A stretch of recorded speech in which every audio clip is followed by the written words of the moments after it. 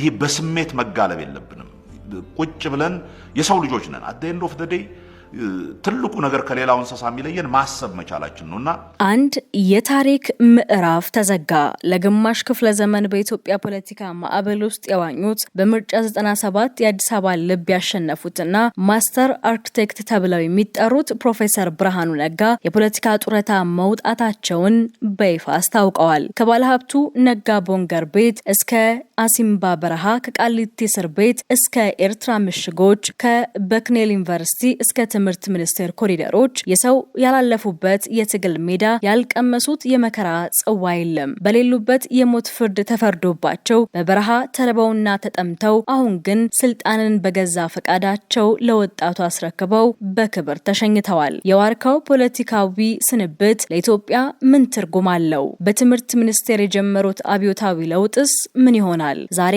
በአስገራሚ እውነታዎች ጥንቅራችን የፕሮፌሰር ብርሃኑ ነጋን የ50 ዓመታት አስገራሚ የህይወትና የትግል ጉዞ ከታማኝ ምንጮች ጋር አቀናጅተን ዝርዝር ትንታኔ ይዘንላችሁ ቀርበናል እስከ መጨረሻው አብራችሁን ቆዩ ወጣት አመራሮች ተመርጠዋል የዜማ ወይም ተሳታፊዎች ይህንን አይነት ውሳኔ በመወሰናችሁ የፕሮፌሰር ብርሃኑ ነጋ የህይወት ታሪክ የሚቀዳው በኢትዮጵያ የንግድ ዓለም ውስጥ ስማቸው በጉልህ ከሚጠቀሰውና በወቅቱ ከነበሩ ታዋቂ ባለሀብቶች መካከል አንዱ ከሆኑት ከአቶ ነጋ ቦንገርና ከባለቤታቸው ወይዘሮ አበበች ወልደ ጊዮርጊስ ነው ብርሃኑ የተወለደው በአዲስ አበባ አቅራቢያ በምትገኘው ቢሾፍቱ ከተማ ሲሆን ያደገውም በወቅቱ በሀገሪቱ በነበሩ ባለጸጋ ቤተሰቦች መካከል ነው ሆኖም ይህ የተደላደለ ሀብትና የቅንጦት ህይወት ብርሃኑን ከሀገሩ የፖለቲካ ትኩሳትና ከፍትህ ፍላጎት ሊያግደው አልቻለም የሁለተኛ ደረጃ ትምህርቱን ካጠናቀቀ በኋላ ወደ አዲስ አበባ ዩኒቨርሲቲ በመግባት ትምህርቱን ጀመረ በዩኒቨርሲቲ ቆይታው የወቅቱን ወታደራዊ አገዛዝ በጽኑ በመቃወም በወጣትነቱ ንቁ ተሳታፊ ሆነ አስከፊው የደርግ መንግስት ስልጣን ይዞ በፖለቲካ ተቃዋሚዎች ላይ ዘግናኝ እርምጃ መውሰድ ሲጀምር ብርሃኑ ነጋ የመረጠው መንገድ ከቤተሰቡ ሀብት ጋር ተደላድሎ መኖር ሳይሆን ለፍትህ መሰደድን ነበር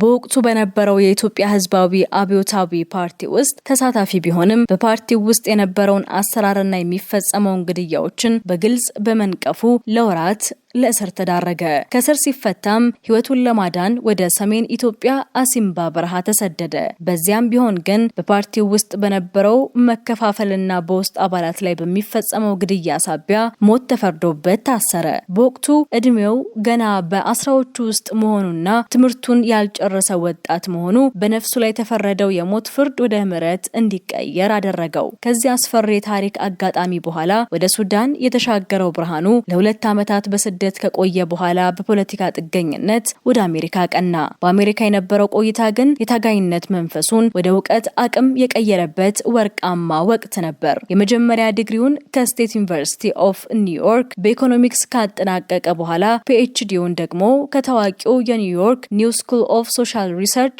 በተመሳሳይ የትምህርት ዘርፍ አገኘ ብርሃኑ በስደት በነበረበት ወቅትም ቢሆን የኢትዮጵያና የአፍሪካ ቀንድ ጉዳይ ከልቡ አልወጣም ነበር የአፍሪካ ቀንድ ዓመታዊ ኮንፈረንስ አዘጋጅ በመሆን በፖለቲካ መሪዎችና በተመራማሪዎች መካከል የዕውቀት ድልድይ ሆኖ ለ5 ዓመታት አገልግሏል የዶክትሬት ትምህርቱን እንዳጠናቀቀም በበክኔል ዩኒቨርሲቲ በመምህርነት ተቀጥሮ ለ3 ዓመታት አገልግሏል ይህ የመጀመሪያው የህይወት ምዕራፍ ብርሃኑ ነጋ ካደጋ ተርፎ በዕውቀት በልጽጎና ለሀገሩ የሚተርፍ ትልቅ ራዕይ የሰነቀበት የታሪክ አሻራ ነው በ1986 ዓ.ም ፕሮፌሰር ብርሃኑ ነጋ በአሜሪካ የነበራቸውን የተደላደለ አካዳሚክ ህይወት ትተው ባለቤታቸውን ዶክተር ናርዶስ ምናሴንና ሁለት ልጆቻቸውን ይዘው ወደ እናት ሀገራቸው ተመለሱ ፕሮፌሰሩ ወደ ሀገር ቤት ሲመለሱ በሁለት ዋና ዘርፎች ላይ አሻራቸውን ማሳረፍ ጀመሩ በአንድ በኩል የንግዱን ዓለም በመቀላቀል ኢትዮጵያ አግሮ በቆሎ የተሰኘ የማዳበሪያ ፋብሪካና አዲስ መንደር የቤት ገንቢዎች ማህበርን በመመስረት ስራ ፈጣሪነታቸውን አሳዩ በሌላ በኩል ደግሞ በአዲስ አበባ ዩኒቨርሲቲ የኢኮኖሚክስ መምህር በመሆን ወጣቱን ትውልድ ማነጽ ተያያዙት የፕሮፌሰር ብርሃኑ ስም ከኢትዮጵያ ኢኮኖሚክስ ማህበር ጋር በጥብቅ የተቆራኘ ነው ከ1988 እስከ 1992 ዓ.ም ድረስ ማህበሩን በፕሬዝዳንትነት በመምራት በሀገሪቱ ኢኮኖሚ ፖሊሲ ላይ ምሁራዊ ክርክሮች እንዲደረጉ ትልቅ በር ከፍተዋል። በተጨማሪም በተባበሩት መንግስታት የአፍሪካ ኢኮኖሚክ ኮሚሽን ውስጥ በአማካሪነት በመስራት ዓለም አቀፍ ተሞክሯቸውን ለሀገራቸው አጋርተዋል። ይሁን እንጂ የፕሮፌሰሩ የፖለቲካ ተጽዕኖ በጉልህ የታየው በ1993 ዓ.ም ነበር። ከመምህራቸው ፕሮፌሰር መስፍን ወልደ ማርያም ጋር በመሆን በብሔራዊ ሎተሪ አዳራሽ ስለ አካዳሚክ ነጻነት ያደረጉት የፓናል ውይይት በአዲስ አበባ ዩኒቨርሲቲ ተማሪዎች ዘንድ ትልቅ መነቃቃትን ፈጠረ። ይህን ተከትሎም ተማሪዎችን አነሳስተዋል በሚል ለእስር ተዳረጉ። ሆኖም ይህ እስር ለቀጣዩ ትልቅ የፖለቲካ ጉዞ መነሻ እንጂ መድረሻ አልነበረም። በ1997 ዓ.ም በተካሄደው አጠቃላይ ምርጫ ፕሮፌሰር ብርሃኑ የቅንጅት ለአንድነትና ለዲሞክራሲ ስትራቴጂ ነዳፊ ወይም ማስተር አርክቴክት በመሆን ታሪካዊ ሚና ተጫውተዋል። በወቅቱ ከነበሩት ጠቅላይ ሚኒስትር መለስ ዜናዊ ጋር ያደረጉት የፊት ለፊት ክርክር ዛሬም ድረስ በብዙዎች ዘንድ ይታወሳል። በምርጫው ፓርቲያቸው አዲስ አበባን ሙሉ በሙሉ በመቆጣጠር ከ138 የከተማው ምክር ቤት መቀመጫዎች 137ቱን አሸነፈ። ፕሮፌሰሩም በአዲስ አበባ ከተማ ምክር ቤት በከንቲባነት ተመርጠው የከተማዋን ቁልፍ ለመረከብ ዝግጁ ነበሩ። ሆኖም ምርጫውን ተከትሎ በተፈጠረው ውዝግብና የፖለቲካ አለመረጋጋት ምክንያት ፕሮፌሰሩ ከከንቲባነት ይልቅ ወደ ቃሊቲ እስር ቤት አመሩ። በዚያው በእስር ቤት ሳሉም የነጻነት ጎሲቀድ የተሰኘውን መጽሐፋቸውን በመጻፍ ኢትዮጵያን የፖለቲካ ስብራትና የመፍትሄ አቅጣጫዎችን ለትውልድ አስቀመጡ። ይህ ምዕራፍ ፕሮፌሰር ብርሃኑ በኢትዮጵያ ዘመናዊ ፖለቲካ ውስጥ ያላቸውን ስልታዊ መሪነትና መስዋዕትነት በጉልህ እያሳየ ታሪክ ምዕራፍ ነው። ከ1997ቱ ምርጫ በኋላ ለ21 ወራት በቃሊቲ እስር ቤት የቆዩት ፕሮፌሰር ብርሃኑ ነጋ በ1999 ዓ.ም ከስር ተፈተው ወደ አሜሪካ ተመለሱ። ፕሮፌሰሩ አሜሪካ እንደተመለሱ የቀድሞ ስራቸው በነበረው በበክኔል ዩኒቨርሲቲ የመምህርነት ስራቸውን ቢቀጥሉም ልባቸው ግን አሁንም በኢትዮጵያ ፖለቲካ ላይ እንደነበር አልቀረም። በሰላማዊ መንገድ የታገሉበት ቅንጅት መፍረሱንና የሰላማዊ ትግሉ ሜዳ መጥበቡን የተረዱት ፕሮፌሰሩ ከጥቂት የትግል አጋሮቻቸው ጋር በመሆን ግንቦት 7 የፍትህ የነጻነትና የዲሞክራሲ ንቅናቄን በአሜሪካ መሰረቱ። ግንቦት 7 ሁሉን አቀፍ ትግል የሚል መርህን በመከተል በወቅቱ ስልጣን ላይ በነበረው የኢህአዴግ ወይም ህወሓት መንግስት ላይ ከፍተኛ ፖለቲካዊና ወታደራዊ ስጋት መፍጠር ጀመረ። ይህ እንቅስቃሴ ያስደነገጠው መንግስት በ2001 ዓ.ም መፈንቅለ መንግስት ሊያካሄዱ ነበር በሚል በቁጥጥር ስር ባዋላቸው ግለሰቦች ሰበብ በፕሮፌሰር ብርሃኑ ላይ የክስ ፋይል ከፈተ። የሀገሪቱ ከፍተኛ ፍርድ ቤትም ፕሮፌሰሩ በሌሉበት የሞት ፍርድ በየነባቸው። ሆኖም የሞት ፍርዱ ፕሮፌሰሩን ከተጀመረው ትግል አላገዳቸውም። ይልቁንም በ2007 ዓ.ም በበክኔል ዩኒቨርሲቲ ሙሉ የፕሮፌሰርነት ማዕረግ ከተቀበሉ በኋላ በታሪክ የማይረሳ እርምጃ ወሰዱ። ምቹ የሆነውን የአሜሪካን የዩኒቨርሲቲ ህይወት ትተው የሞት ፍርድ የተበየነባቸውን አንገታቸውን ይዘው ወደ ኤርትራ በረሃዎች አመሩ። በዚያም የአርበኞች ግንቦት 7 ሰራዊትን በይፋ በመቀላቀል የመሬት ላይ ትግሉን መምራት ጀመሩ። ፕሮፌሰር ብርሃኑ በኤርትራ በነበራቸው ጊዜያት ታጋዮችን በማበረታታትና የትግል ስልቶችን በመንደፍ ንቁ ተሳትፎ አድርገዋል። በበረሃው ከታጋዮች ጋር አብረው በመመገብና በመተኛት ለሚያምኑበት የዲሞክራሲ ዓላማ ያላቸውን ጽናት አሳይተዋል። በኋላም በ2016 መባቻ ላይ ትግሉን በገንዘብና በዲፕሎማሲ ለመደገፍ ወደ አሜሪካ ተመልሰው የነበረ ቢሆንም የኤርትራው ቆይታቸው ግን ፕሮፌሰሩ ከንግግር ባለፈ ለተግባር ትግል ምን ያህል ቆራጥ እንደሆኑ ለኢትዮጵያ ሕዝብ ያሳዩበት ታሪካዊ ምዕራፍ ነበር። ይህ ጽናትና መስዋዕትነት ነው በ2010 ዓ.ም ለተከሰተው ሀገራዊ ለውጥ አንዱ ትልቅ መገፋፊያ የሆነው። በ2010 ዓ.ም በኢትዮጵያ የመጣውን ፖለቲካዊ ለውጥ ተከትሎ የፕሮፌሰር ብርሃኑ ነጋ ድርጅት ግንቦት 7 ትጥቅ በመፍታት በሰላማዊ መንገድ ለመታገል ወሰነ። ፕሮፌሰሩ ከዓመታት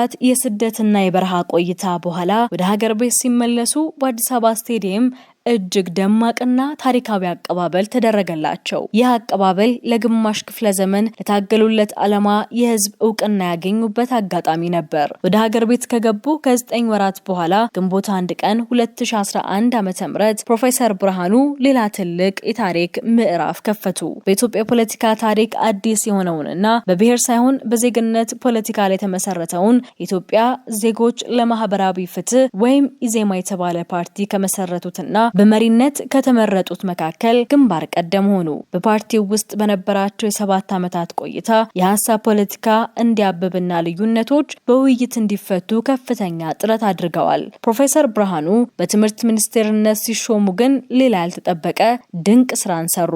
ለ30 ዓመታት ዝቅ ብሎ የነበረውንና ተስፋ የተቆረጠበትን የትምህርት ስርዓት ከመቃብር ቆፍሮ በማውጣት አቧራውን ማራገፍ ጀመሩ። በተለይም በሀገሪቱ የትምህርት ጥራት ላይ እንደ ተስቦ ተጣብቆ የነበረውንና የሀገርን ተስፋ ሲገድል የነበረውን የፈተና መኮራረጅ ባህል በአንድ ጀንበር ደርምሰው ጣሉት። ዩኒቨርሲቲዎችን ከፖለቲካ ካድሬዎች ጉሮሮ አላቆ ነፃ የማድረግና የትምህርት ጥራትን የማስከበር ስራቸው በደጋፊዎቻቸውም ሆነ በተቃዋሚዎቻቸው ዘንድ ታላቅ አድናቆትን አትርፎላቸዋል። ዛሬ ግን የ70 ዓመቱ ጉምቱ ፖለቲከኛ አንድ እጅግ ብርቅና ድንቅ ውሳኔ ያሳውቀዋል። በኢዜማ ዓመታዊ ጉባኤ ላይ ተገኝተው ከፓርቲው አመራርነትም ሆነ ከኢትዮጵያ ንቁ ፖለቲካ በገዛ ፈቃዳቸው ጡረታ መውጣታቸውን በይፋ አስታውቀዋል።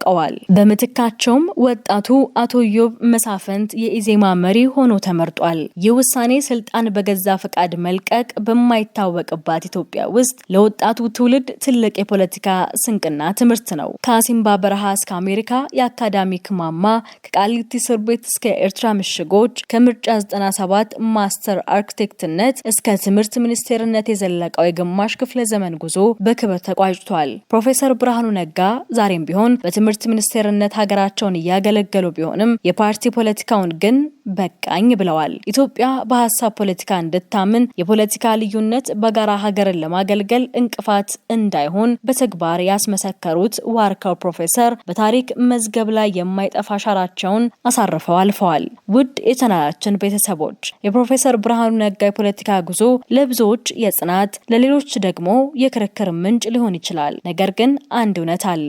ስልጣን በቃኝ ብሎ በፈቃድ መልቀቅ በኢትዮጵያ ፖለቲካ ውስጥ ብርቅ የሆነ አዲስ የጨዋነት ባህል ነው። ፕሮፌሰሩ ፖለቲካውን ቢሰናበቱም በትምህርት ዘርፍ የጀመሩት የመኮራረጅን ግንብ የማፍረስ ስራ ለትውልድ የሚሻገር ትልቅ አደራ ነው። እናንተስ ስለ ፕሮፌሰር ብርሃኑ ነጋ የ50 ዓመታት የፖለቲካ ጉዞ ምን ትላላችሁ? የፖለቲካ ጡረታ መውጣታቸውንስ በኢዜማና በሀገሪቱ ፖለቲካ ላይ ምን አይነት ተጽዕኖ ይኖረዋል? አስተያየታችሁን በኮሜንት መስጫው ላይ አጋሩን። ቪዲዮውን ለሌሎች እንዲደርስ ላይክ እና ሼር ማድረጋችሁን አትርሱ።